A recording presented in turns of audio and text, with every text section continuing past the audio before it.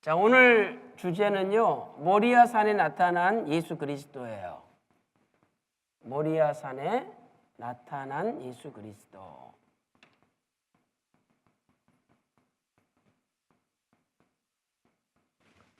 우리가 요한복음 5장 39절에 보면 모든 성경이 예수님을 증거하신다, 이렇게 말씀을 하고 있습니다. 그래서 우리는 성경을 읽을 때마다 그 속에서 예수님을 찾아내고 예수님을 발견해야죠. 우리는 이 말씀을 누가복음 24장 27절이나 또 44절에서도 구약의 모든 성경이 예수님을 증거한다는 말씀을 찾아볼 수가 있습니다. 그렇다면 오늘 본문에 모리아산에 나타난 이 모리아산의 이삭의 모습을 우리가 볼 수가 있잖아요. 이 모리아산의 이삭의 모습도 역시 예수님을 가리킨다는 것을 우리는 알 수가 있겠죠. 그래서 오늘은 이 모리아산의 이삭의 모습을 통해서 예수님의 모습이 어떻게 나타나고 있는지 성경을 통해서 살펴보도록 하겠습니다. 첫 번째로 독자 이삭은 독생자 예수 그리스도를 나타내죠. 독생자이신 예수님을 나타냅니다. 그래서 이 이삭에 대하여 첫째로 에서는 독자라고 표현하고 있죠. 독자다, 하나밖에 없는 아들이다. 창세기 22장 오늘 2절과 그다음에 12절 또 16절 세 군데 보면 이삭을 가리켜 독자, 네 사랑하는 내 독자 이삭이라 이렇게 표현하고 있죠. 히브리어로는 야히드라는 단어를 쓰고 있어요. 야히드. 그래서 이 야히드는 하나밖에 없는 아들을 가리킬 때 사용하는 단어죠. 하나밖에 없는 아주 소중한, 아주 귀중한 아들이라는 뜻이죠. 그 다음에 이제 신약 성경에서는 이삭을 뭐라고 표현하고 있냐면 독생자라는 단어를 가지고 표현하고 있어요. 독생자. 히브리서 11장 17절에 아브라함은 약속을 받은 자로 돼 독생자를 하나님께 바쳤느니라 이렇게 말씀하고 있죠. 이 독생자란 단어는 헬라어로 모노게네스라는 단어죠. 모노게네스.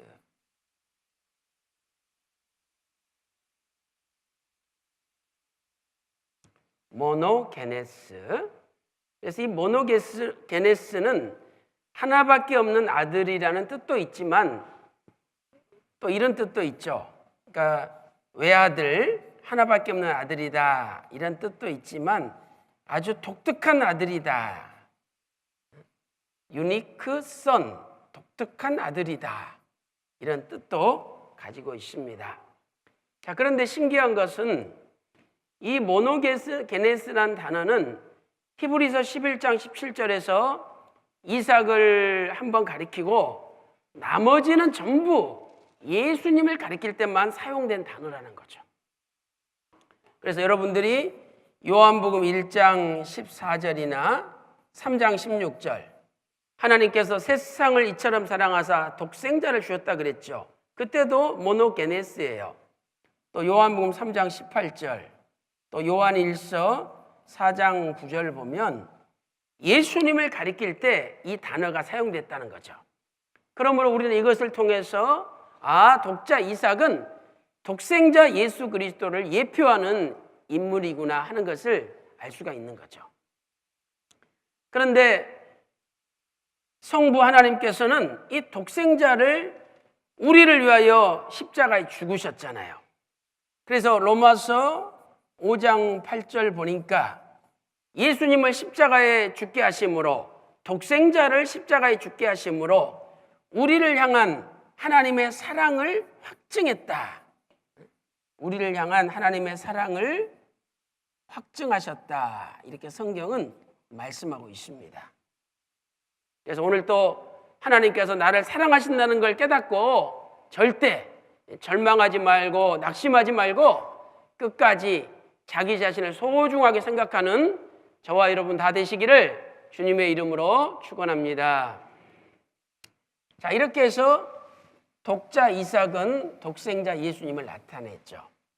자, 그 다음에 두 번째 우리가 찾아볼 수 있는 것은요, 두 번째로 이 번제에 쓸 나무를 지고 가는 이삭, 나무를 지고 가는 이삭은 십자가를 지고 가실 예수님을 나타내는 거죠. 십자가를 지시는 예수님을 나타낸다.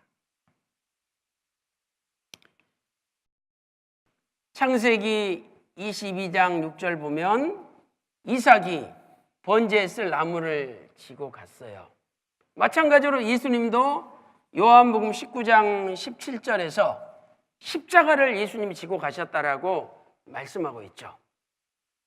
그리고 이 예수님은 유월절 양으로서 1월 14일 날 십자가에서 죽으셨죠. 유월절이 1월 14일이잖아요. 고린도전서 5장 7절에 유월절 어린 양이 되셨느니라. 또 요한복음 1장 29절에도 보라 세상 죄를 지고 가는 하나님의 어린 양이로다 이렇게 말씀하고 있어요. 자, 그런데 신기한 것은 예수님이 1월 14일 날 유월절에 십자가에 죽으셨는데 이 이삭이 예수님을 예표하는 이삭이 태어난 날이 1월 14일이라는 거예요. 그래서 하나님은 이삭이 태어난 날이 1월 14일이 되게 하심으로 바로 이삭이 앞으로 1월 14일 날 십자가에서 만인간의 죄를 걸머지고 돌아가실 예수님을 예표한다는 것을 정확하게 알려줬어요.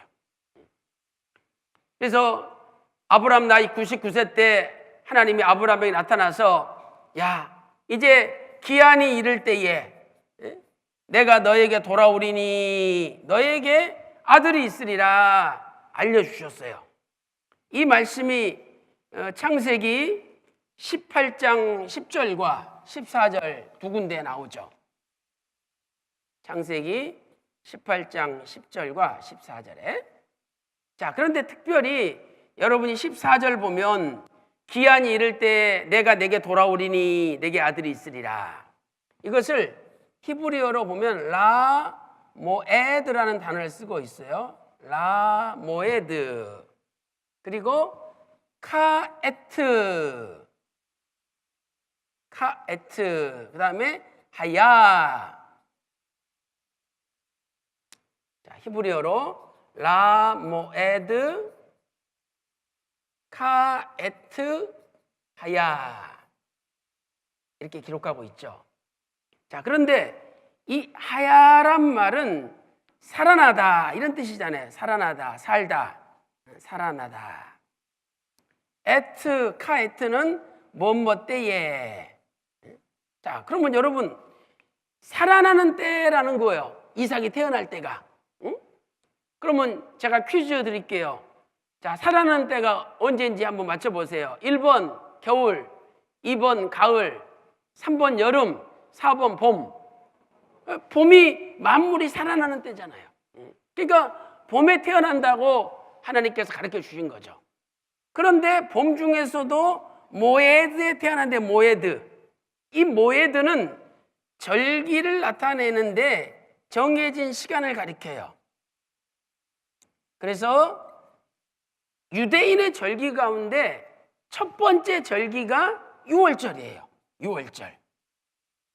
물론 이때는 아직 유월절 절기라는 제도를 공식적으로 주시지 않았지만 분명히 하나님께서는 봄의 첫 번째 절기에 주시겠다고 약속한 거예요.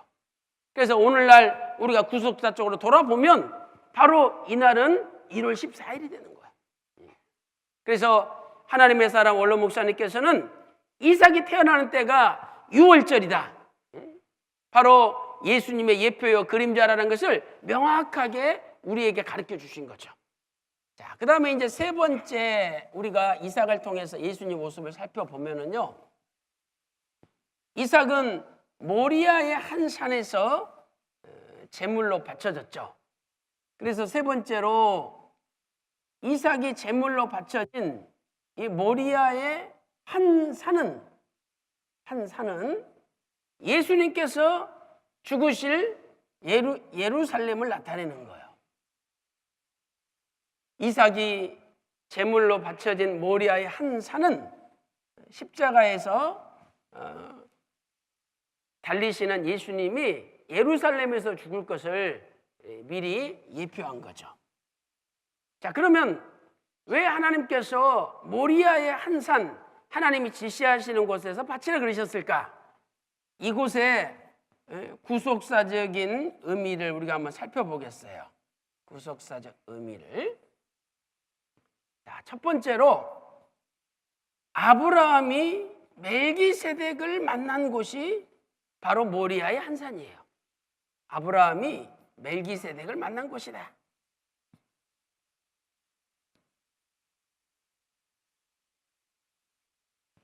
자, 아브라함이 멜기세덱을 어디서 만났습니까? 창세기 14장 17절에 보면 사회의 골짜기다. 사회의 골짜기다. 그리고 그곳이 왕곡이다. 왕의 골짜기다. 왕곡, 왕의 골짜기다. 이렇게 창세기 14장 17절에 말씀하고 있죠. 그리고 그 밑에 창세기 14장 18절 보면 그곳이 살렘이다. 이렇게 말씀하고 있어요. 살렘. 이 살렘은 예루살렘의 약자죠. 예루살렘의 약자. 평강이란 뜻이에요. 그래서 아브라함은 살렘에서 그리고 그 예루살렘의 왕의 골짜기라는 곳에서 멜기세덱을 만난 곳이에요. 이때가 아브라함 나이 84세. 아브라함 나이 84세잖아요. 그리고 나서 이제 시간이 많이 흘렀어요. 이삭을 바칠 때가 됐어요. 근데 하나님이 창세기 22장 2절에서 야, 모리아 땅으로 가서 내가 지시하시는 한 산에다가 이삭을 바쳐라 이렇게 말씀하셨어요. 그런데 히브리 원문을 보면 이렇게 돼 있죠. 하모리야.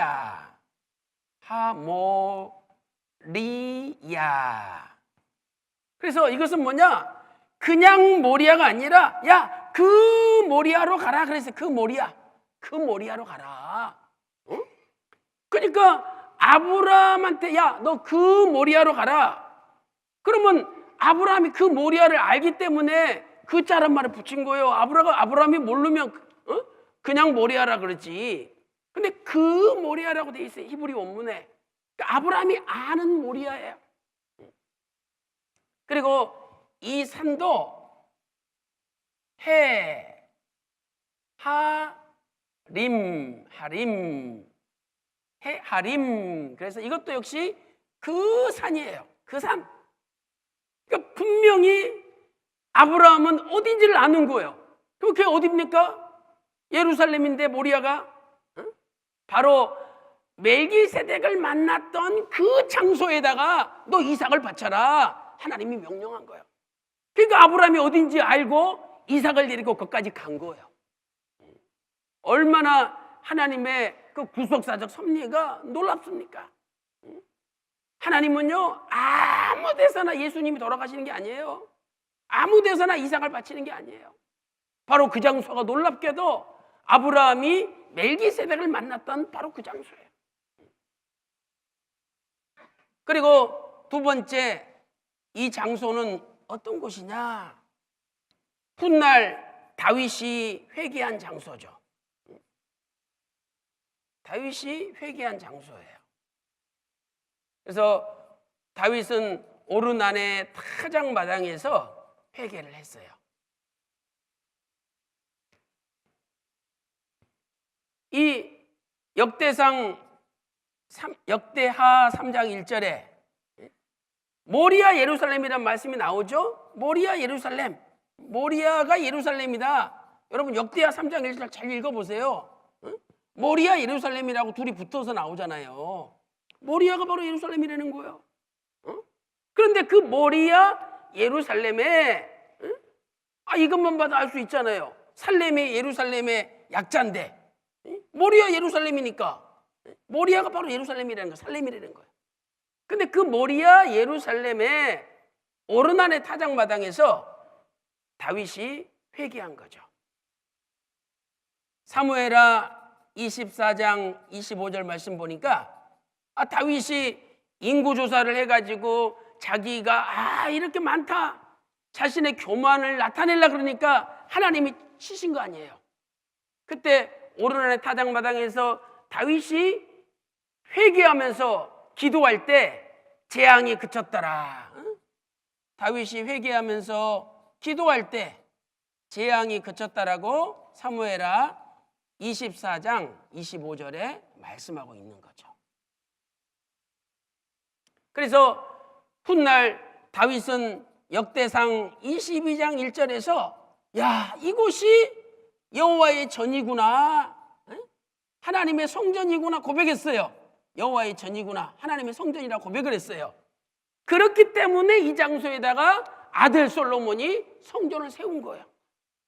그러니까 벌써 그 장소는 솔로몬이 자기 마음대로 세운 게 아니라 이미 다윗이 이곳이 하나님의 성전이라고 고백했기 때문에 거기다 세운 거죠.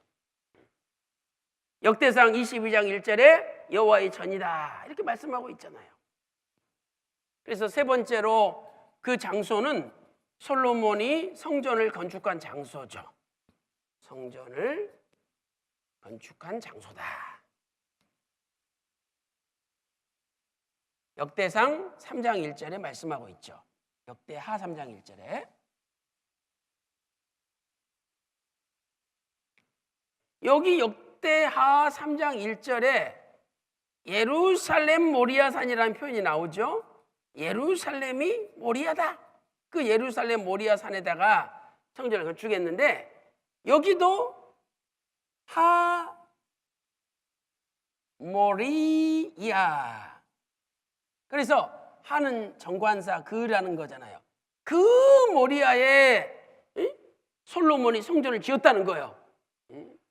그러면 모리아는 창세기 22장에 아브라함이 이삭을 바칠 때 모리아에 바쳐라, 그 모리아에 바쳐라 거기 나온 다음에 그 다음에는 역대하 3장 1절에 처음 나오는 거예요.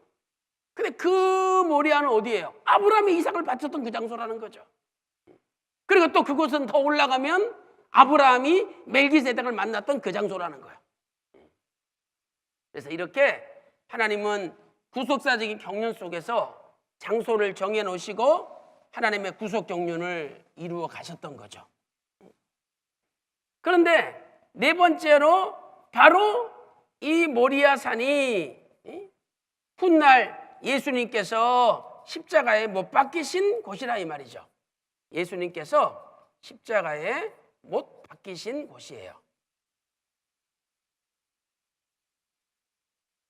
그래서 이렇게 모리아산이 있으면 그 모리아산 중에서도 특별히 예수님은 골고다라는 곳, 골고다, 해골이라는 곳에서 십자가에서 못 박히셨어요.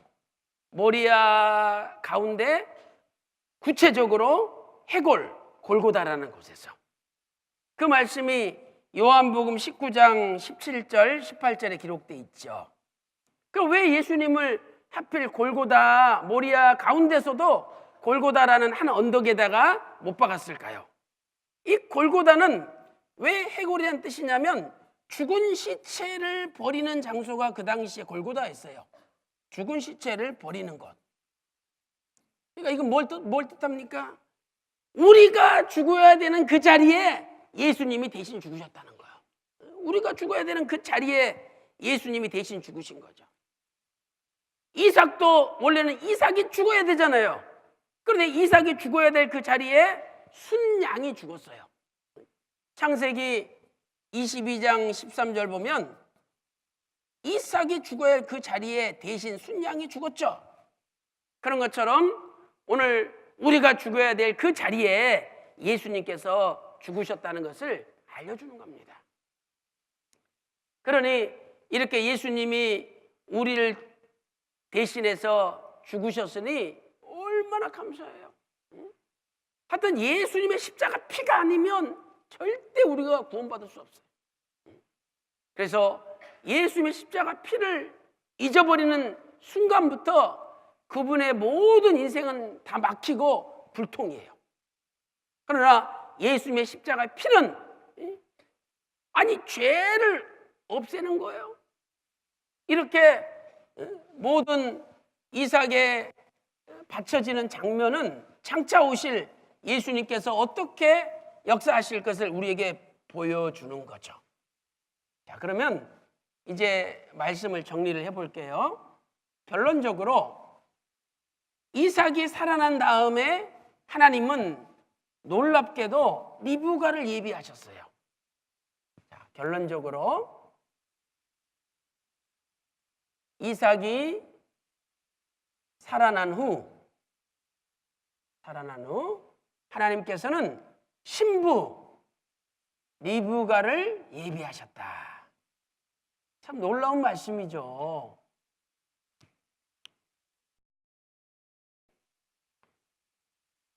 창세기 22장 1절부터 19절까지 이삭을 바친 이야기가 기록되어 있죠.